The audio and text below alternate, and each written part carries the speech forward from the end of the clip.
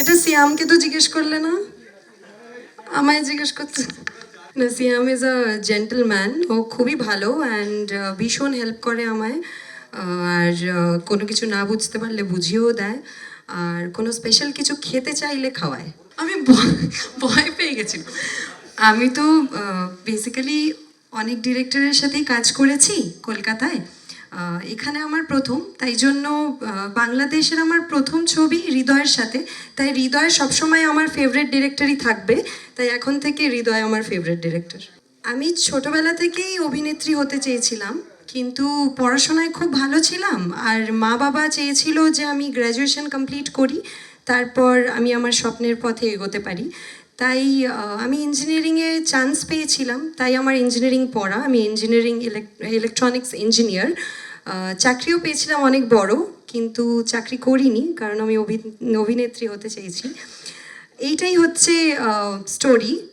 অনেক কিছু আছে এর মধ্যে, স্ট্রাগল তো অনেক স্ট্রাগল আছে, বাট পড়াশোনা আমার মনে হয় যে একটা লেভেল অবধি করতেই হয়, বিকজ পড়াশোনাটা বেসিক, জানা উচিত। তারপরে যার যেটা ইচ্ছা জীবনে করার সেটা করা যায়।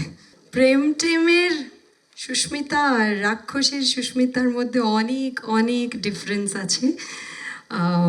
অফকোর্স অনেক, মানে 4 বছর প্রেম টেম 2021-এ বেরিয়েছে, আমি অনেকটা ম্যাচিওর্ডও হয়েছি এখন, আর ক্যারেক্টার ওয়াইজও অনেকটা ডিফারেন্ট।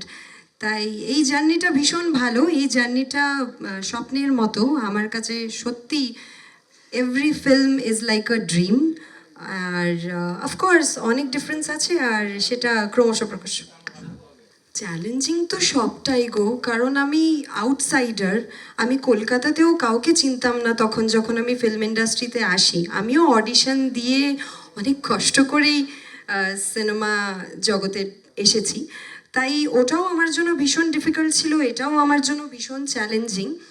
কিন্তু এখানে আসার পর এত ভালো সবাই, ইনফ্যাক্ট শরিন, আজিম, হৃদয়, মানে Siam, everyone is so nice, entire team is so nice.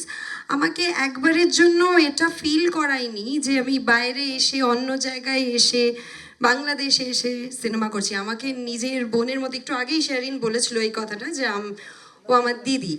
তাই আমার মনে হয় যে এত আদর, আপ্যায়ন, ভালোবাসা, আমাকে একদম নিজের মতো করে নিয়েছে, ফ্যামিলির মতো। তাই আমার একটু ভয় বা ওরকম কিছু নেই যে বাইরে এসেছি কাউকে চিনি না, না, এখন সবাই আমার ফ্যামিলি। তাই থ্যাংক ইউ সো মাচ।